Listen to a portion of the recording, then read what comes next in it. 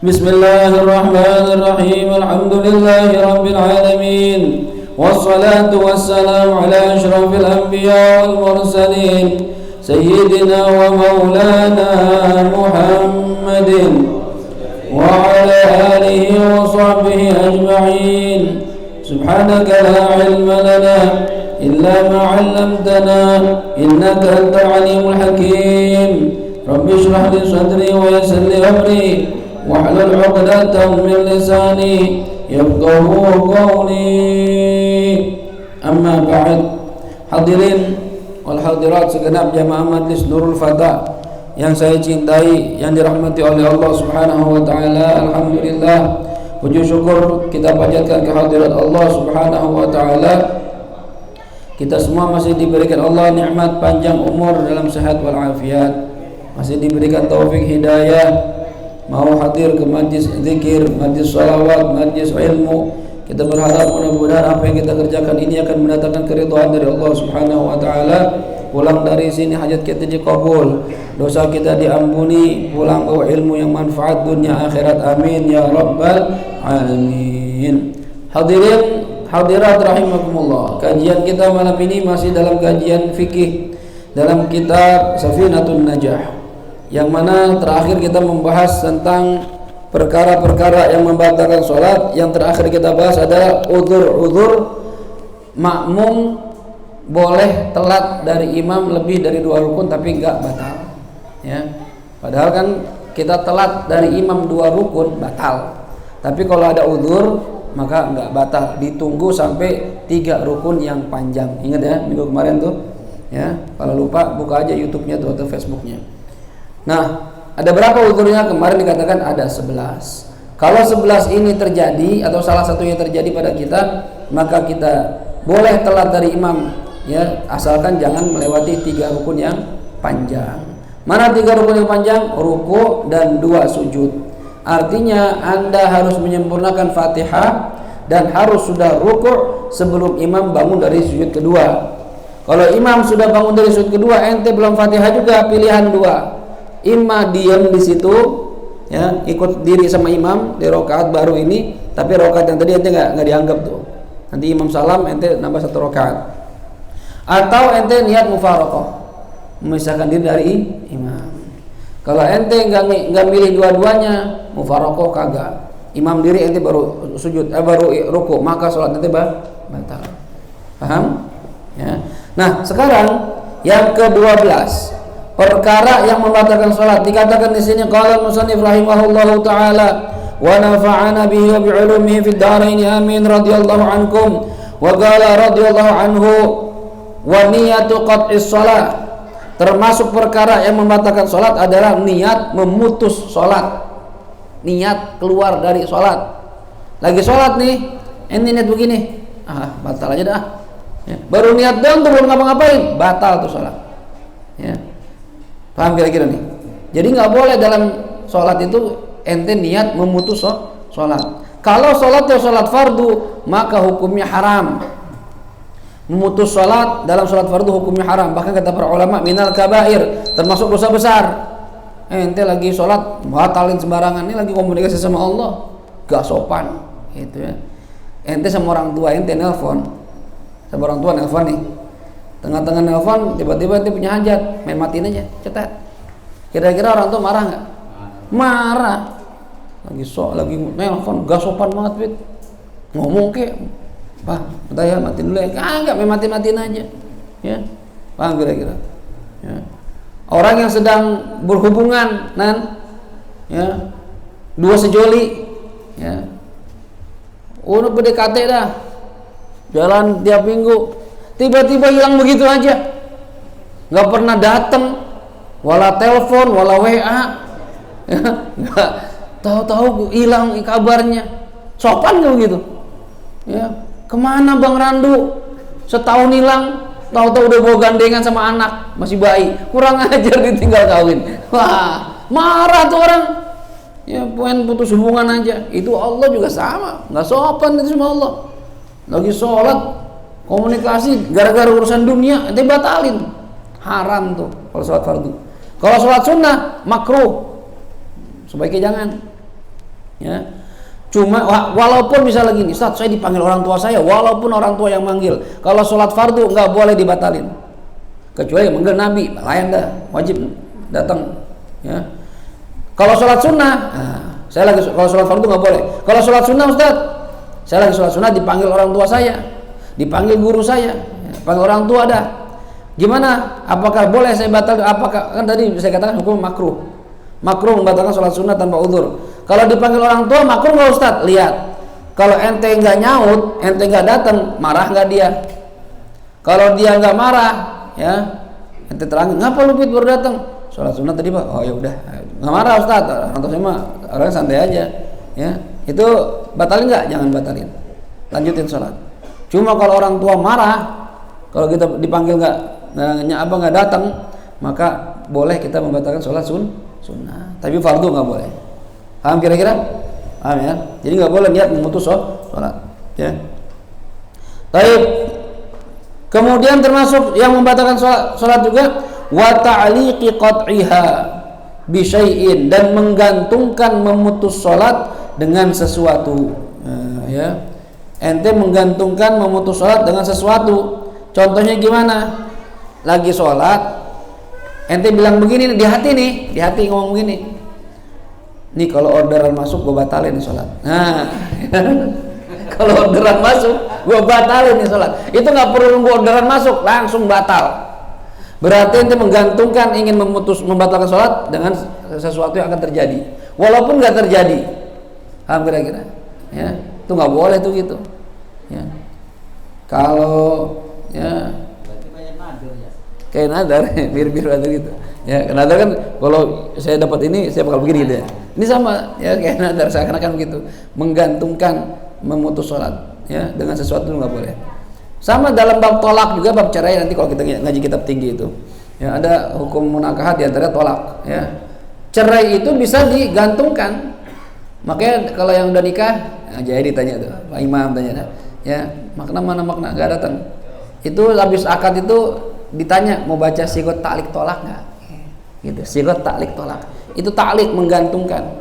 Ya, jikalau saya selama 3 bulan berturut-turut tidak memberikan nafkah batin ataupun zahir kepada istri saya, dan istri saya tidak ridho, lalu dia melapor kepada hakim dan dia membayar uang 100.000 dan hakim menerima keberatannya, maka jatuhlah talak saya talak 1 gitu. Itu menggantungkan niat, menggantungkan cerai. Hati-hati tuh kita sama istri, jangan pernah kita ta'liq. Saya waktu disuruh baca ta'liq, mau baca nggak Ustaz? Enggak, saya nggak mau, saya nggak mau baca. Enak aja. Ntar kita lagi ya nggak ada kesempatan ngasih nafkah ya kan, dia nggak terima, cerai lagi ya. Misalnya istri bilang gini, kita bilang sama istri gini, bang saya mau ini ya, mau apa reunian gitu ya. Reunian jangan ya, emang apa sih bang, setahun sekali juga teman, nggak ada ya. Oh bang tega banget nih, dengerin ya, lu ngelangkah keluar rumah jatuh talak gua. Ngomong begitu sama istrinya tuh, itu istri ngelangkah baru selangkah doang cerai. Ya itu ya, jadi apa namanya, nggak mudah tuh ya. Dan itu kalau sudah menggantungkan talak nggak bisa ditarik lagi tuh, nggak bisa dibatalin. Nggak jadi nggak bisa udah ya. Apalagi menggantungkan talak bil masyiah, dengan kehendak istri. Aduh ini bahaya dah. Misalnya istri bilang gini ya, abang nih ya, misalnya ada istri ngomong gitu, saya ingin abang susah mulu bang ya, rumah petakan begini.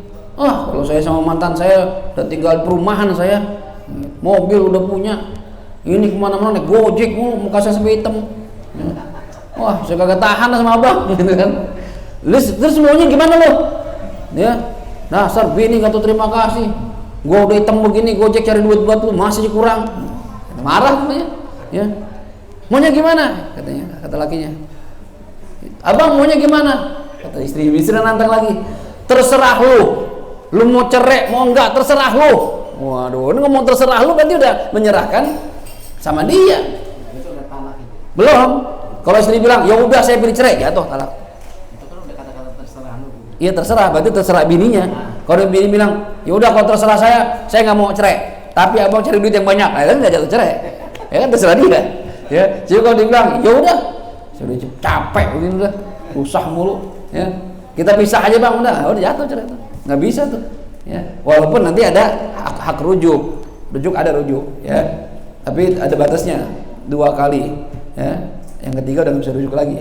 Kecuali dia udah nikah sama laki-laki lain, udah kumpul, dicerai lagi, habis masa iddahnya, baru kita cerai lagi, nikah lagi sama dia. Cuma udah second, udah malas dah, ya. Second memang, ya. Dia cobain orang, ogah, ya. Ini cari yang baru, ya kan, bang, ayo bang balik lagi, ogah balik lagi gua, ya. Mau cari yang perawan aja gampang, ya. Di kampung banyak, biar kita duda. Orang Jakarta ya. Gampang itu Pak. Ya. Hati-hati dah, ya kita suami hati-hati, jangan sampai kita ternyesel.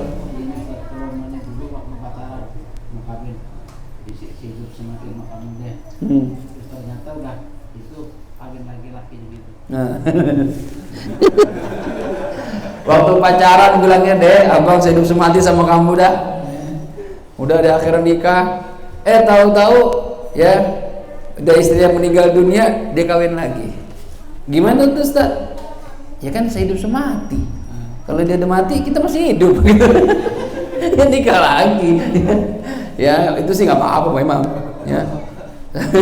Artinya gini, ya kita ya mau laki mau perempuan, ya kalau sudah salah satunya meninggal dunia, kan kita punya nafsu, punya syahwat. Cara menyalurkan syahwat kita yang halal ya nikah. Kalau seandainya kita nggak nikah, lalu malah kita maksiat, pacaran aja dah saya sama janda, saya duda, ya teman tapi mesra, TTM, ya, atau naudzubillah berzina, jadi haram jadinya. Mendingan yang halal, ya. Bahkan tuh dokter siapa tuh yang ustazah dokter siapa itu ya, dia pernah ada, aduh lupa namanya, kalau ceramah lucu tapi ilmiah. Dia bilang laki-laki itu gairah seksualnya itu terus itu akan ada walaupun sudah 60 tahun ke atas. Beda sama perempuan kalau sudah menopause gairahnya menurun, libidonya. Laki enggak. Jadi kata dokter itu, ustazah itu, kalau ibu pengen lakinya tetap sama ibu, kalau dia minta kasih, jangan pakai nolak-nolak. Gitu, ya. Dia tiap hari minta kasih, ya. Kalau nolak-nolak akhirnya dia cari yang lain, jangan salahin suami. Gitu. Nah kalau saya kata dia, saya aja pesan sama suami saya, ya kalau nanti saya meninggal duluan, ayah nikah lagi. Gitu. Kata ustazah ini. Kenapa? Karena saya tahu ayah itu, ya laki-laki itu syahwatnya terus ada, walaupun udah tua. Cuma kadang syahwat doang, kemampuan kagak ada gitu ya. Ya letoy gitu. Makanya perlu subsidi silang. Perlu suplemen, Ada menopause-nya. Iya, perempuan ada menopause-nya. Makanya laki-laki beda. Kata ustazah itu kok, ya kalau saya meninggal duluan, nanti seandainya takdirnya saya meninggal duluan, ayah nggak apa-apa nikah lagi. Bener nih mah, iya nggak apa-apa, karena saya tahu laki-laki syahwatnya besar, ya. Nanti waktu ayah lagi akad, saya hadir. Lagi akad, datang dia tengah-tengah, kayak setan. Gentayangin, nggak apa-apa, Pak Imam, ya. Kalau Pak Imam belum pernah ngomong sama istri gitu, dia saya semati ya, deh, iya. Tapi istri meninggal duluan, nggak apa-apa nikah lagi, saya nemenin ntar, tenang aja, ya. Saya dampingin. Gak apa-apa. Hah? Nggak dosa. Justru kalau kita gara-gara nggak nikah lagi, maksiat jadi dosa kita. Gitu. Jadi tapi kita pamit dah ke istri, datang ke kuburnya, Beb, maaf ya abang nikah lagi. Nah, abang takut maksiat, gitu nggak apa-apa. Ya nggak mungkin dia keluar.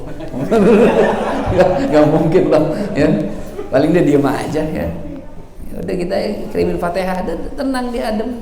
Ya. Tenang. Itu mah ya biasa lah, bahasa gombal gitu mah, ya. Namanya orang lagi jatuh cinta, bener ya, ya. Ya kan saya cerita minggu lalu, saya disuruh sumpah aja, ya. Kan kita nggak tahu saya meninggal duluan. Saya sih berharap saya meninggal duluan daripada istri saya, pengennya gitu, ya. Karena kalau laki-laki jarang yang kuat. Kebanyakan kalau laki gitu. Apa? Banyakan. Iya. Coba bayangin banyakan janda apa duda? Sensus banyakan janda. Ya, puyeng ya, laki. Ya, makanya mati cepet. Ya, kalau laki ditinggal perempuan pasti belangsak. Begitu ya? Iya. Laki ditinggal perempuan pasti belangsak gitu. Ya. Ya, iya biasanya begitu. Makanya dia perlu ada orang yang mendampingi gitu ya. Jadi dampingin terus. Gitu. Nggak apa-apa, nggak apa-apa. Ngajarin kan. Iya bukan ngajarin, ya kan nanya hukumnya boleh apa nggak boleh, nggak apa-apa. Saya mah timbang jawab doang, masalah praktek mah terserah aja, gitu ya. Baik, jelas saya ya. Jadi jangan menggantungkan sholat. Wah, kalau seandainya handphone saya bunyi nih, saya batalin sholat saya. Nggak usah nunggu handphone bunyi, udah batal tuh sholat. Ya. Yang ke-14, wataraddud fi qat'iha, ragu-ragu dalam memutus sholat, ragu. Ya. Kita lagi sholat, tiba-tiba sholat dipanggil. Lah, sama Adnan, lu mau ikut hadrah gak nih? Amplopnya gede. Sholat ya. Lah cepatan Le, bus udah mau jalan. Lu batalin kagak? Itu batal tuh. Batalin gak ya? Batal ada, ragu namanya tuh.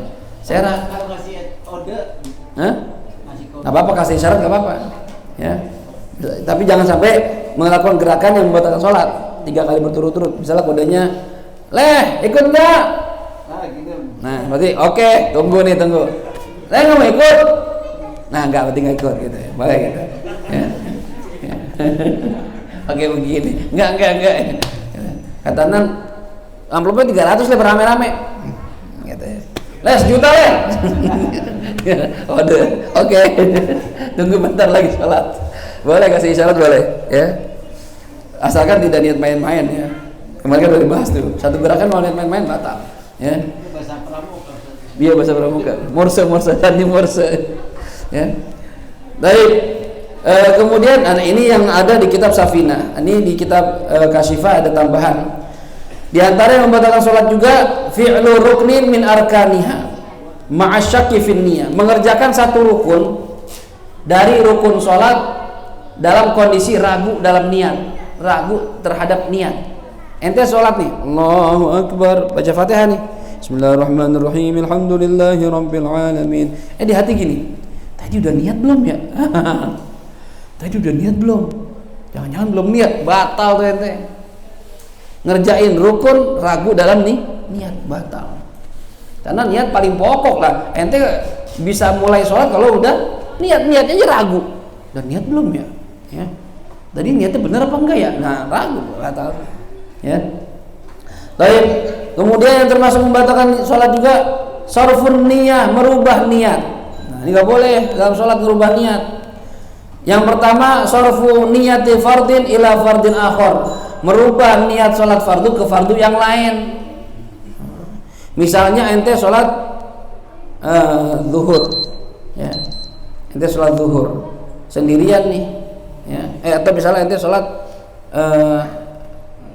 sekarang udah asar nih, ente qadha zuhur, tadi ketiduran, ya, lagi qadha sendirian, tiba-tiba ada orang jamaah, ya, waduh, ada jamaah nih, ntar kalau saya nyelesain zuhur, dia udah selesai, saya sendirian lagi sholatnya. Ya dah, saya rubah aja dah, ganti niat jadi sholat asar, batal sholatnya. Ya, udah niat dulu jadi asar, batal, nggak boleh berubah niat. Baik dia rokaatnya sama atau berbeda. 4 zuhur ke asar kan sama rokaatnya, atau beda. Ya pertamanya niat isya, tahu-tahu berubah jadi subuh. Nggak jadi isya dah, untuk subuh aja dah, nggak boleh. Ya, batal tuh sholat. Paham? Sholat maghrib tapi isya gitu. Nah, ini masalah lain lagi nih. Dia sholat maghrib tapi niatnya isya gitu. Apakah sah? Enggak. Yang sah itu apa yang diniatkan. Kalau sholat maghrib niatnya maghrib sah. Walaupun ngucapinnya talafuznya salah. Waktu lagi pengen sholat, usolli fardul isya'i, padahal maghrib nih. Pas lagi takbir, Allahu Akbar, di hatinya usolli fardul maghribi, sah. Karena yang di hatinya benar. Gitu.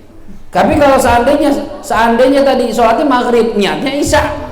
Allah di hati nih, Allah sholli fardhu isya. Padahal sekarang maghrib, sah nggak? Nggak sah. Tapi ngulangin bisa. Iya harus ngulangin. Karena ini nggak sah ini. Jadi harus takbir lagi dan niat yang benar. Ya jadi begitu yang sadar, ini kok niatnya isya ya? Kan maghrib, ngulangin lagi. Allahu Akbar. Niat lagi. Dari takbir lagi. Karena takbirnya nggak dianggap. Jelas ya? Baik. Kemudian yang kedua, merubah niat fardu ke sholat sunnah. Merubah niat sholat fardu ke sholat sunnah. Nah ini juga bisa membatalkan, ya, bisa membatalkan sholat. Yang ketiga, merubah niat sunnah ke sholat fardu. Niatnya qobliyah subuh, jadi subuh aja dah, nggak bisa, ya batal tuh, ya. Yang keempat, merubah niat sholat sunnah ke sholat sunnah. Ini juga bisa batal, ya. Baik. Cuma katanya gini, ada permasalahan yang tidak batal. Apabila ente sholat sendirian, ya, lalu tiba-tiba ada jamaah, ya, ente sholat zuhur sendirian nih, ya, lalu tiba-tiba di tengah-tengah ente sholat ada orang sholat jamaah.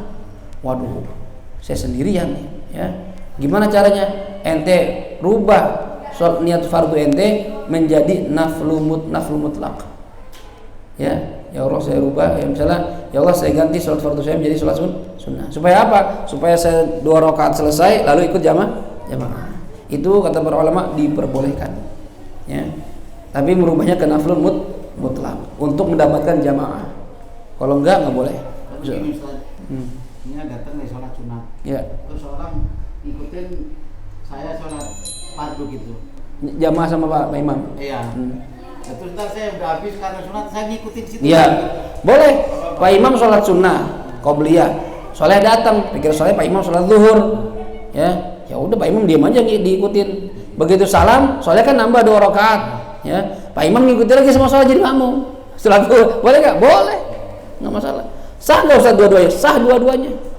Ya. Jadi begitu salam soleh, lah dia sama saja jadi makmum. Tadi kok jadi makmumnya gitu ya. Boleh nggak apa-apa. Ya.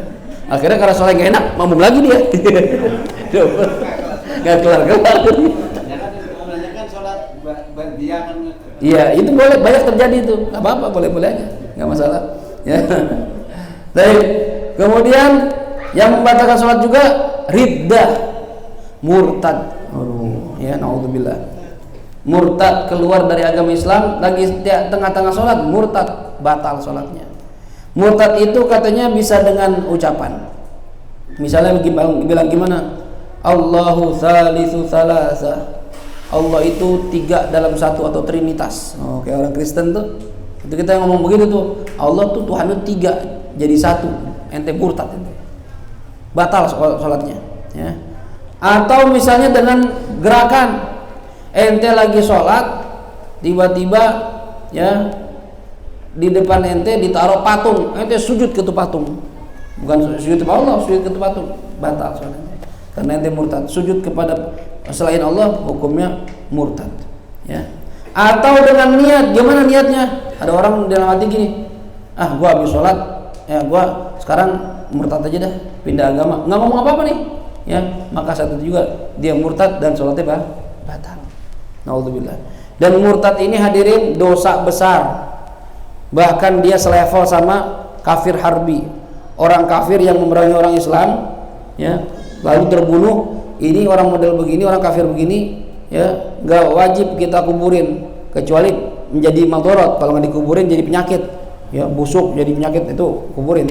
Cuma artinya nggak wajib. Kalau seandainya ada orang kafir yang memerangi orang Islam, tertangkap terbunuh, lempar buat makan buaya juga boleh. Nggak mulia, sama seperti orang murtad. Kalau ada orang murtad maka hukumnya penggal, ya, dipenggal dan tidak masuk dalam kategori kaum muslimin, kuburannya sama orang-orang kafir. Ya, itu murtad. Jangan sampai kita murtad, waliyadzubillah. Ente sudah dapat hidayah dari Allah, keluar, ya. Beda sama orang kafir asli, emang dia nggak pernah dapat hidayah, itu masih dimuliakan. Tapi kalau ente murtad, ya. Jadi hati-hati itu, hidayah dari Allah datangnya, ya, bisa diambil, bisa dipertahankan sama Allah. Nah, kita yang sudah dapat hidayah ini minta diberikan sama Allah supaya nggak diambil hidayah kita, ya. Termasuk yang membatalkan sholat juga mendahulukan rukun fi'li, ya, mendahulukan rukun fi'li atas rukun yang lainnya. Contoh, dan dengan sengaja. Misalnya ente habis baca Fatihah, baca surah, setelah itu ngapain? Kan ruku. Ente nggak mau ruku, saya sujud aja dulu lah. Sujud dulu. Kok sujud dulu? Ya pengen aja, bosan gitu mulu gerakannya. Bosan, batal. Bosan, ya. Tahu harus ruku dulu, nanti malah sujud dulu, batal tuh, nggak boleh tuh, ya. Ini kalau mendahulukan rukun fi'li atas rukun fi'li, gerakan dengan gerakan, ya. Tapi kalau mendahulukan rukun qauli, ya, atas rukun qauli atau rukun fi'li, ini nggak batal. Misalnya ente, ya, harusnya kan baca tasyahud akhir, ya, baca tasyahud akhir setelah sujud kedua. Ente ketika lagi duduk antara dua sujud baca tasyahud akhir. Sujud pertama duduk, kan harusnya rabbil firli wali warhamni. Ini ente at-tahiyatul barakatus shalawatut thayyibat. Terus sujud kedua. Lalu sujud bangun lagi. Ini gimana Ustaz? Bangun lagi nih, yang terakhir ini. Baca lagi apa enggak? Baca lagi. Kenapa? Karena bacaan ente enggak dianggap tuh. Tapi enggak batal salatnya. Paham kira-kira? Selain salam.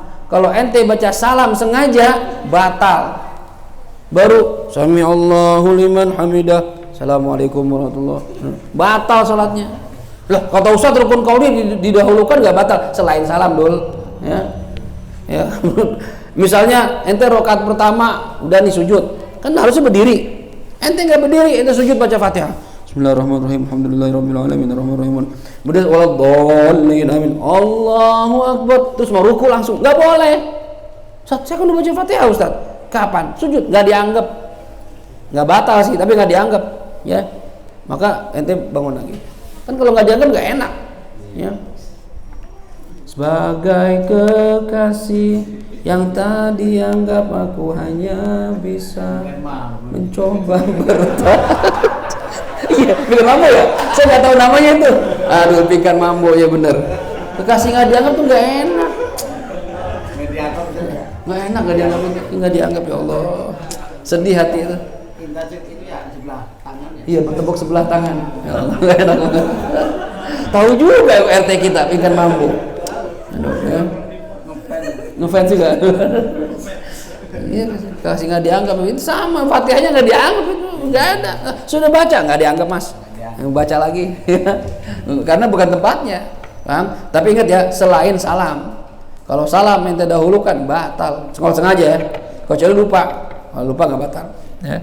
Baik, kemudian yang membatalkan salat juga meninggalkan satu rukun dengan sengaja, meninggalkan satu rukun dengan sengaja, ya, walaupun rukun qauli. Mau rukun fi'li, mau rukun qauli ente tinggalin, ente habis baca doa iftitah langsung ruku. Sengaja nih. Ngapa ente langsung ruku? Belum baca Fatihah. Bodo amat enggak usah. Ya, biar cepat batal salat. Ya. Walaupun tadi yang lain baca semua, tapi ninggalin satu rukun ya batal. Kalau sengaja. Kalau nggak sengaja wajib balik lagi, ya. Kemudian yang membatalkan salat juga berjamaah dengan orang yang tidak sah untuk diikuti. Contohnya kenapa? Karena dia kafir. Ada orang non muslim sholat, ente tahu dia non muslim, tuh kok dia sholat lagi latihan, ngikut ente, jamaah sama dia, saya sendirian, jamaah kan kafir, nggak sah, ya nggak boleh tuh. Atau bahkan mungkin taunya setelah sholat, begitu assalamualaikum, Mas, tadi ngapain ngikutin saya? Jamaah.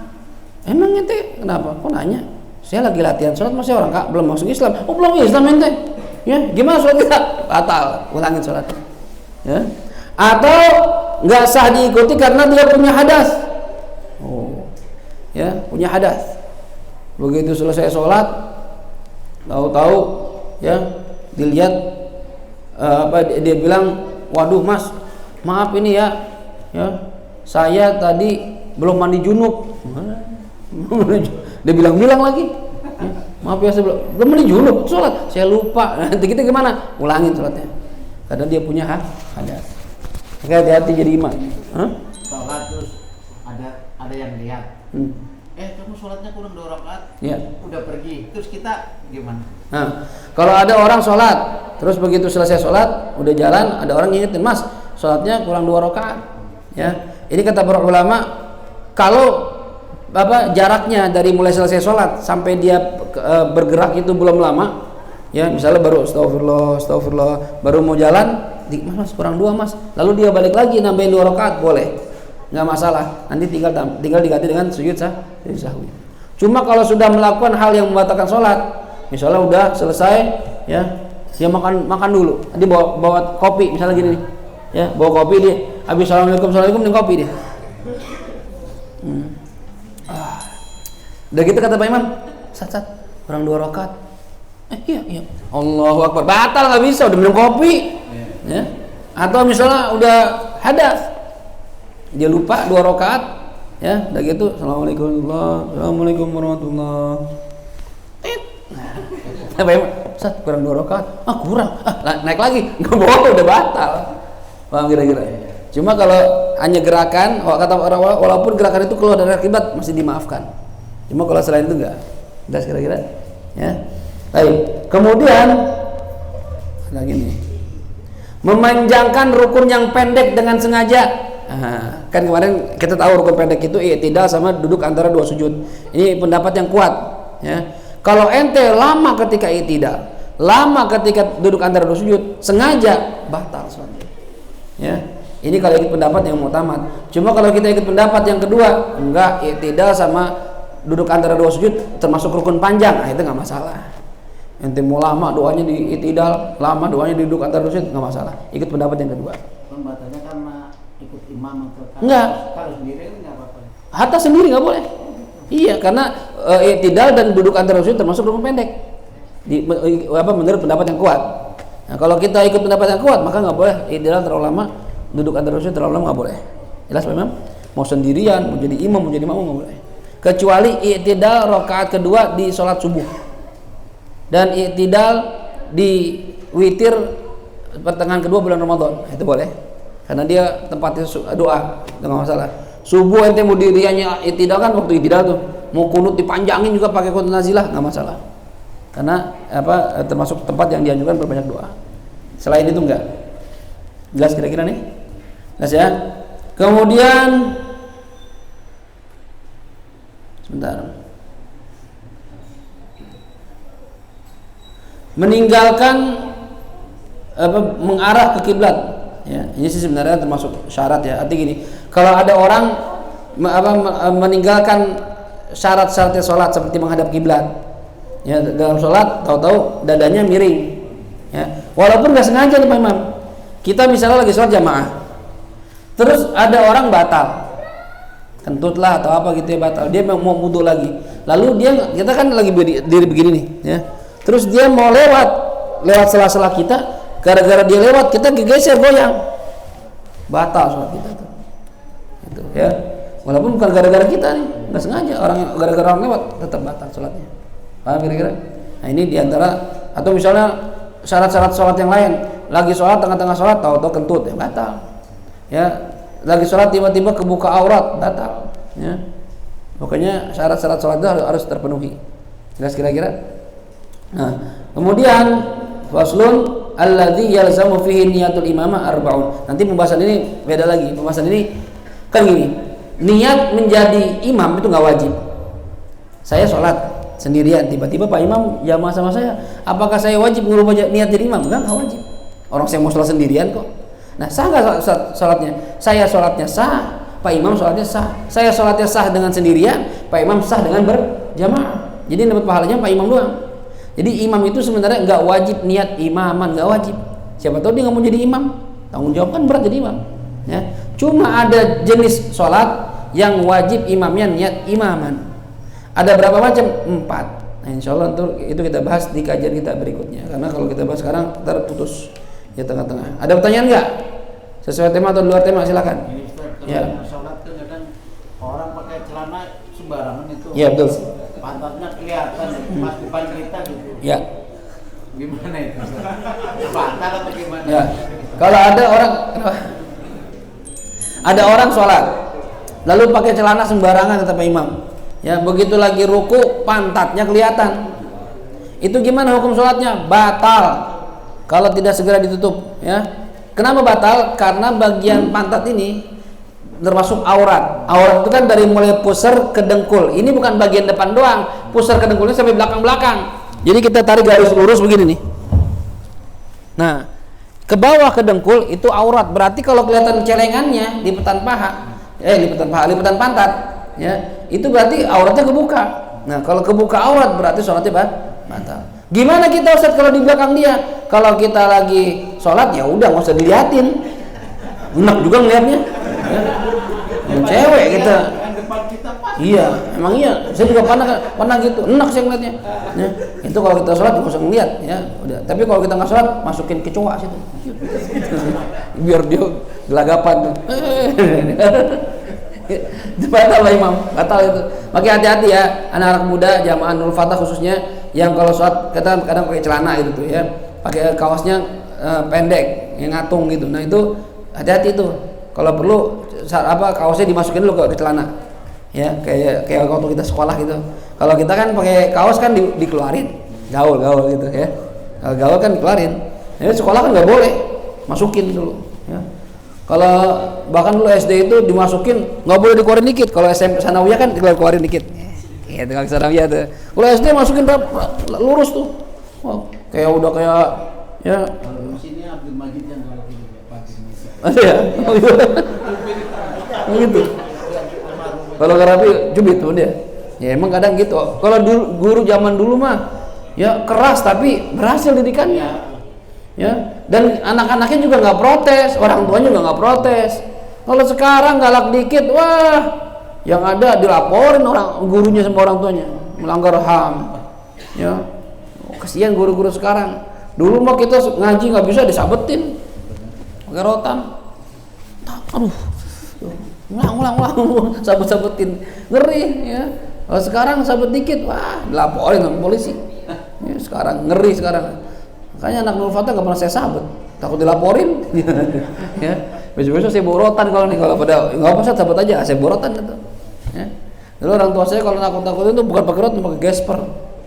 Mandi kalau sabet lu, bapak saya lu galak lu. Sekarangnya udah tua, rada adem. Galak anaknya sekarang ya. Dulu galak.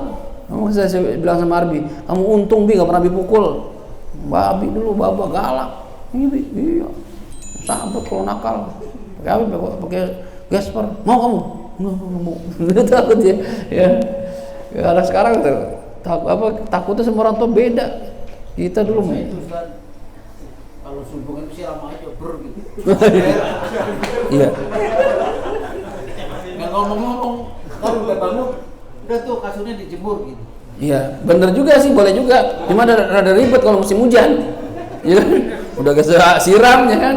Udah sholat subuh. Ya sholat subuh jemur kasur, hujan ya kan? Makin basah jadinya. Ya bener juga orang tua kita dulu gitu. Ya. Kalau di pondok itu nggak disiram sih, dia pakai kayak semprotan itu Pak Imam, yang buat burung tuh, gitu ya. Ya kayak seret. Oh, basah tuh. Wah. Kan bisa disetting tuh. Ada yang muncrat, ada yang nyebar gitu. Ini muncrat, kayak gitu ya, tembak pakai pistol air. Wah, gelagapan gitu. Ya, jadi nggak perlu rame dah tuh, lampunya lain, semprotin, mau gitu. Ya, kalau di Rubat di sabet-sabetin tuh, gue mau, solo, sambil sabet-sabetin jeder. Ya, tapi enak lah. Sebenarnya didikan orang tua atau di pesantren itu ya, kelihatannya keras, cuma manfaatnya masya Allah. Ya, kita yang tadi biasa sering siangan subuh jadi enggak, dan itu awal-awal memang terpaksa awal-awalnya. Cuma kalau udah biasa enggak, enak bawaannya. Ya, makanya Nabi aja mengatakan kalau anak kalian sudah usia 7 tahun suruh sholat. Ya, kalau dia masih belum mau biarin, jangan dipukul. Nanti kalau sudah sampai usia 10 tahun masih suruh sholat lagi, ya terus suruh sholat. Kalau nggak mau boleh pukul, tapi pukulan yang tidak menyakiti, pukul nakut-nakutin. Nah itu, jadi kenapa kok Nabi nyuruh mukul? Walaupun katanya sebagian ulama, masa sih Nabi nyuruh mukul? Iya, tapi bukan pukulannya nyakitin. Ya, bahkan Nabi mengatakan pakai tongkat. Jadi makanya sekarang guru-guru kan pakai kayu gitu ya. Itu ada dalilnya, ya, karena ada efek jerah. Bagi anak kecil dipukul dikit aja itu udah takut dia. Nah, jadi ada efek jerah supaya nanti udah gede nggak perlu dipukul lagi, terbiasa sholat.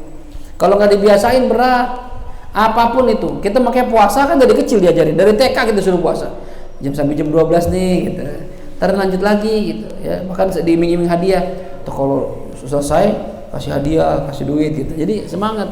Sholat pun begitu. Nutup aurat pun begitu. Kita nih khususnya nih kita yang punya anak, sama kita sebagai orang tua dan apalagi anak perempuan ya. Jangan sampai kita biarkan anak kita udah balik ya masih jangan nutup aurat.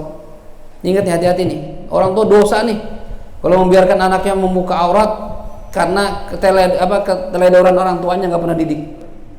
Berapa banyak orang tua tuh nggak bisa bikin anaknya nutup aurat. Kenapa? Dari kecil nggak dibiasain, dibiarin aja gitu. Ntar dosa ada waktunya. Kapan waktunya? Ente harus wajib didik. Begitu dia haid wajib tutup aurat itu. Nggak boleh dia diem aja. Makanya kemarin ada jamaah yang nanya sama saya, Ustaz boleh nggak Ustaz? Saya nahan ya ngasih duit ke anak saya sampai dia menutup aurat berjilbab. Saya bilang setahu saya mah nggak ada larangan, boleh-boleh aja. Tujuannya kan takdib, mendidik supaya dia ikut syariat. Ya, ente saya gitu, ente kalau nggak mau nutup aurat, saya nggak mau bayar sekolah. Gak usah minta makan sama saya. Ini ngapain? Ya, dia makan dari hasil jerih payah kita, tapi gara-gara dia kita masuk neraka. Buat apa? Nih anak-anak Nurul Fatah, khususnya yang perempuan, saya nggak tahu, mudah-mudahan sih nggak ada. Saya usulkan nggak ada. Seandainya ada nih di antara kalian yang pakai jilbab tutup aurat pas ngaji doang, terus selesai ngaji buka berhenti begitu tuh, itu nyakitin orang tua gitu namanya. Ya, itu termasuk durhaka sama orang tua. Ente seenak-enaknya buka aurat, nanti gara-gara ente orang tua diazab di neraka. Ya. Kalau ente sayang sama orang tua, ikutin aturan syariat. Udah haid, udah Ustaz, udah tutup aurat. Ya. Dulu saya enggak, iya dulu mah dulu. Ya. Dulu ya dulu, sekarang jangan disamain, udah berubah. Apalagi ente anak majelis. Masa anak majelis keluar pakai hot pants, pakai tank top, ya, pas ngaji doang rapi. Jangan. Buat apa ilmu kita punya nggak dimanfaatin, ya. Jadi saya berharap semua anak Nurul Fatah, khususnya yang perempuan nih, ya, dan laki-laki juga sama, tutup aurat. Laki-laki aurat kan jelas bisa sampai dengkul. Jangan kemana-mana pakai celana pendek. Elah, anaknya zaman Nurul Fatah ngejar layangan lagi. Ya Allah, ya saingan sama anak kecil. Udah paling gede, pakai celana pendek, pahanya hitam, ya, lari ngejar layangan. Aduh, ya Allah. Stafid. Ya. Aurat lo kemana-mana tuh. Bodoh amat, gak kenal gua. Bukan murid gua lo. Ya, tutup aurat, malu, dosa. Kalau orang tua ada didik ya, kamu pakai jilbab yang makan ini. Masih nggak mau juga. Itu urusan sendiri. Artinya gini, kalau kita orang tua sudah maksimal nasihatin orang anak, udah dihukum segala macam, masih begitu Ustaz, itu kalau dia balik tanggung jawab dia itu. Ya, dia sama Allah itu. Kita yang penting udah nasihatin dan terus ingetin. Bahkan dalam khutbahnya Habib Zain bin Smith kalau saya nggak salah tuh, ya, jangan biarkan di rumah kita ada orang yang tidak sholat. Seandainya dia nggak sholat, ya nasihatin. Nggak mau juga, maka tak dapat dihukum. Gimana hukumannya diantara yang beliau katakan? Nggak usah kasih makan. Lu belum sholat, nggak ada makanan di sini. Mau makan, sholat dulu. Gitu, latihan begitu. Walaupun awalnya nggak ikhlas, biarin nggak apa, awalnya ikhlas.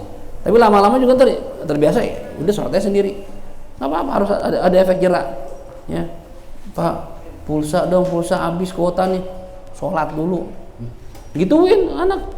Pak, ini Pak beli handphone Pak, jilbab pakai, gituin jadi orang tua. Masa kalah sama anak? Saya kadang gemes banget sama orang tua yang kalah sama anak, ya, karena kebangetan kayaknya sayang gitu. Sayang, lu nggak tahu sih, lu nggak jadi orang tua, atau kalau jadi orang tua lu ngerasain dah. Yang dalam hati saya ya, kalau seandainya anak kita, siapa sih nggak sayang sama anak? Kita sayang sama anak. Cuma jangan gara-gara sayang sama anak kita rela anak melanggar hukum Allah. Ngapain? Ya, sholat, oke, sholat. Puasa, tutup aurat. Ya, jangan gara-gara dia kita diseret ke neraka. Naudzubillah. Kata Rasulullah kan gitu. Ya, ada orang ibadahnya rajin, divonis masuk surga oleh Allah Subhanahu Wa Taala. Begitu sampai pintu surga dipanggil lagi sama Allah. Fulan, dia kenal nggak nih orang? Kata Allah. Kata dia, kenal ya Allah, ini anak saya, istri saya, anak saya. Iya, mereka nuntut sama saya. Kenapa bapak saya masuk surga? Saya begini nih, maksiat nih, nggak sholat, nggak nutup aurat. Karena bapak saya diem aja.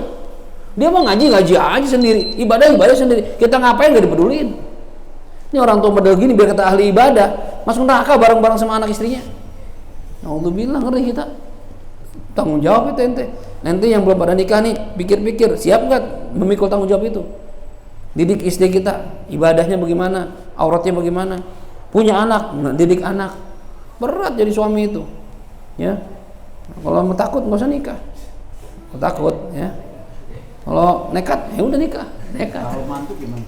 Mantu kenapa? Mantu anak saya soleh tapi Mantu juga bener. acak-acakan. Bilangin, maka salah pilih mantu sih, ya. Jangan salah pilih mantu, ya. Kita kadang nyari mantu, kadang lihat ekonominya doang, ya. Ibadahnya nggak dipikirin, pikirin tuh, ya. Punya mantu, apalagi punya mantu yang soleh, oh, namanya udah soleh, orangnya soleh lagi, ya.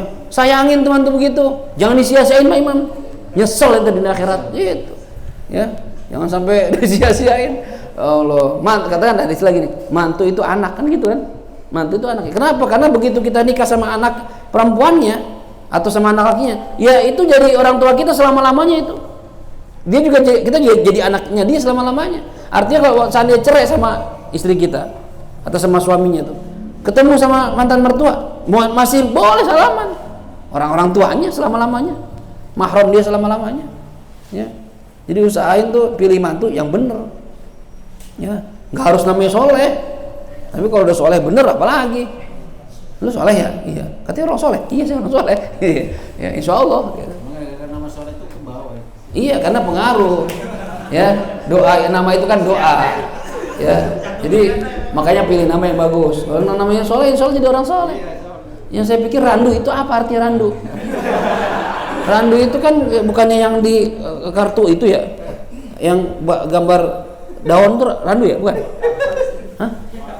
Oh kapas ya? Oh beda ya, kira daun randu itu. Randu itu artinya apa tuh? Enggak, arti randu itu apa? Dia juga tahu randu. Waduh, ganti tuh, ganti. Sunnah ganti. Ganti yang bagus, ya, yang artinya jelas. Ya. Kasih nama aja Ustaz. Tahu nama yang bagus. Ya, kalau apa Adnan emang apa kalau apa kaki kayak Nabi ada namanya Adnan, ya. Ini jauhar itu bahasa Arab, jauharah itu mutiara, ya. Jauharuddin Adnan bahasa Arab, ya. Zayadi bahasa Arab. Akhirnya Johan. Oh, si Adnan namanya Johan. Oh Johan. Enggak, dia kalau ngaku lagi gaul Johan. Ya. Padahal singkatan Jauharuddin Adnan. Bahkan kalau di apa lagi ngumpul mana motor John. Ya, oke, kalau nama kita kata Rasulullah kalau nama kita nggak bagus artinya maka sunnah diganti dengan nama yang bagus gitu dulu. Jadi itu coba lihat di kamus, nah atau tanya ibu, Bu, randu itu artinya apa Bu? Gitu. Biar jelas saya ini. Ya tanya saya randu itu apa singkatan? Kan ada pohon randu itu yang Nah, makanya saya bilang tadi itu kan yang di kartu itu kan ya randu, itu apa satu? Iya, kartu as sama joker ya. Itu artinya apa? Kalau seandainya bagus, misalnya randu itu artinya dalam bahasa Padang artinya begini misalnya, kan ada darah Padangnya. Misalnya randu itu laki-laki yang gagah perkasa, duitnya banyak, ceweknya banyak. Nah itu misalnya itu ada, bagus namanya. Apa? Cuma kalau nggak ada artinya, tahu lu emang ngasal aja, lagi ngeliat pohon randu aja kasih nama randu. Ya bisa jadi. Apa lahir di bawah pohon randu kita nggak tahu juga. Ya. Jadi kalau emang bagus silahkan. Cuma kalau nggak bagus, jangan ganti. Iya, sunnah diganti ya. Kalau nama nggak bagus sunnah diganti. Ya, itu anjuran Nabi begitu. Ganti dengan apa Ustaz? Yang disadarkan kepada nama Allah, Abdullah, Abdurrahman, Abdurrahim, Abdul Malik terserah. Atau nama-nama Nabi Muhammad, Ahmad, Hamid, Mahmud, ya, nama-nama Muhaimin, nama-nama Rasulullah itu baik. Atau nama-nama orang-orang soleh, ya, terserah siapa aja. Abdullah, ya. Kayak Sahibul Ratib Abdullah bin Ali bin Haddad, ya, nah nama Abdullah, cuma nggak usah pakai al-haddadnya, hidung pesek al-haddad, lu al-haddad, enggak, ya, namain aja nggak bisa, jangan tuh marga, ya namanya aja, kalau marganya jangan, ya jangan ikut-ikutan, nggak ada kata. Nama itu Ngaruh. Kadang nama imam itu mau berbuat gini, namanya imam. Makanya Pak Imam kenapa jadi RT? Karena nama imam. Ya, kalau dia nama makmum gak jadi RT. Imam, dia jadi imam pemimpin di warganya. Ya, nama bagus, mabuk kan malu kita. Ya, jadi nama pengaruh. Ya, tafaulan, sunnah milih nama yang bagus. Ya, jadi kalau nama gua bagus, ganti aja. Disuruh ganti yang bagus. Jelas kira-kira? Nah, udah jam 10, ya udah malam, nggak ada ulang tahun kan? Nggak ada kan? Ya nggak ada. Jadi nggak makan. Kalau makan lama. Ya.